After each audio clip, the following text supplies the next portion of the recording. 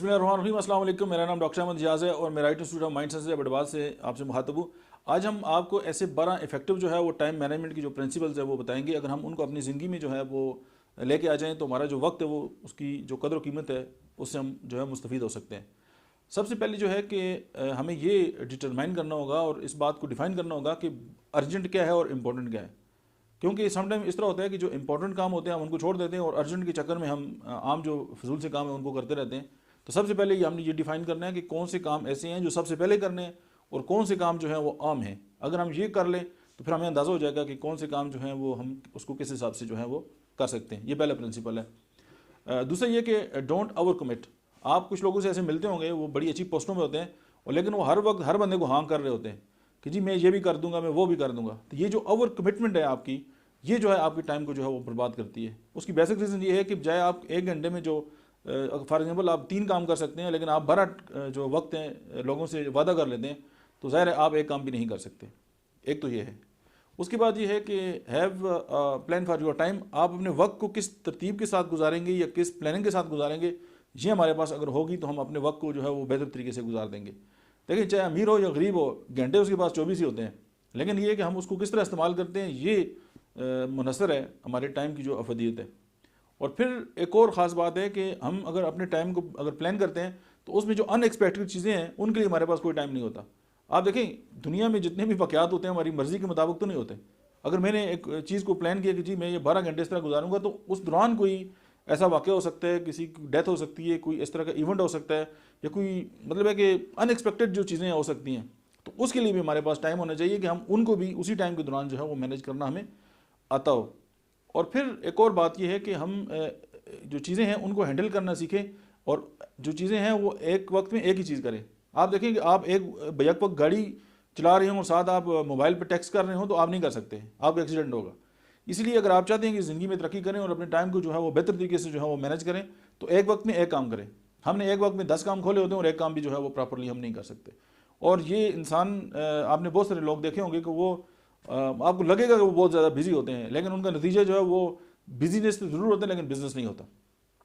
फिर आप देखें कि जो डेडलाइंस हैं, हम कहते हैं जी कि ये काम में जो है वो 10 दिनों में करूँगा, लेकिन वो काम जो है वो हो सकता है 1 महीना खा ले। तो हम रियलिस्टिक अप्रोच या रियलिस्टिक जो है वो डेडलाइंस अपने आप को दें।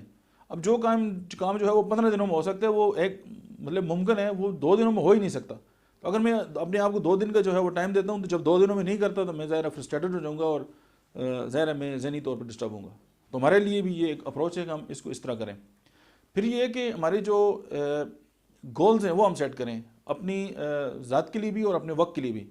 छोटे छोटे गोल रखेंगे, उनको अचीव करेंगे, हमें और अच्छा लगेगा। ये भी टाइम मैनेजमेंट का एक बहुत ज़रूरी तरीका है। और डेवलप रूटीन्स हैं, यानी हम एक मखसूस जो है अपनी रूटीन अगर डेवलप करेंगे तो उससे जो है कि हमारी इफेक्टिवनेस जो है वो बढ़ेगी।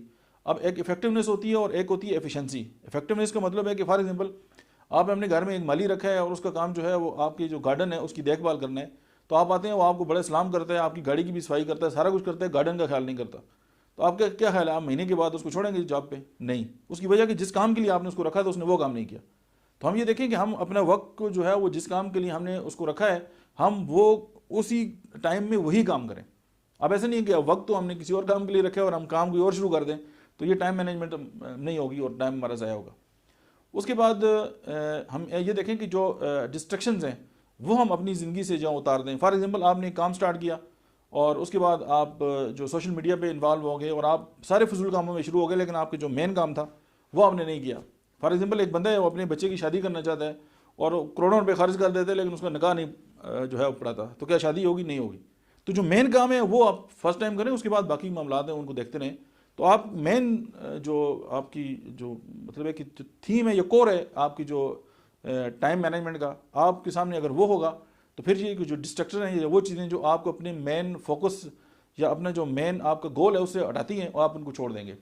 उसके बाद ये है कि बहुत सारे काम ऐसे हैं कि आप उनको आउटसोर्स कर दें या आप उनको डेलीगेट कर दें। बहुत सारे काम ऐसे हैं कि जो अगर मैं अगर ऑफिस में ना भी हूँ तो वो चलते रहते हैं, तो आपका जो स्टाफ है आप वो काम उनको दे दें कि आप सारे वो काम वो करें, और उनको इजाज़त दे दें कि आप ये काम इस तरह कर सकते हैं और SOPs बना सकते हैं कि अगर इस तरह होगा तो आपने इस तरह करना है, अगर आपने इस तरह होगा तो आपने इस तरह करना है। तो उससे ये होगा कि आपको वो टाइम भी बचेगा और वो लोग खुद ही फैसला करके जो है आपकी बिज़नेस को या आपके काम को जो है आगे लेके जा सकते हैं। और फिर ये कि अपने लिए और अपनी जो फ़न के लिए अपना टाइम रखें, और अपने खेलने कूदने और अपनी सेहत के लिए भी आप टाइम रखें। तो ये जो 12 जो है वो एक इफेक्टिव जो टाइम मैनेजमेंट्स के जो प्रिंसिपल्स थे वो मैंने आपके सामने रखे। अगर आप इनको जो है अपनी ज़िंदगी में लेके आएंगे तो टाइम जो है वो बहुत ज़्यादा आपका मैनेज होगा और आप बहुत इफेक्टिवली जो है वो काम कर सकते हैं। लेकिन टाइम मैनेजमेंट से भी ज़्यादा बेहतर ये है कि आप फोकस मैनेजमेंट को रखें, कि आप जो काम कर रहे हैं आप उसी पे फोकस करेंगे तो आपका टाइम मैनेजमेंट की जो प्रिंसिपल्स हैं वो भी आपके काम आएंगे और आप जो है वो बहुत इफेक्टिवली जो है वो काम कर सकते हैं। Thank you very much.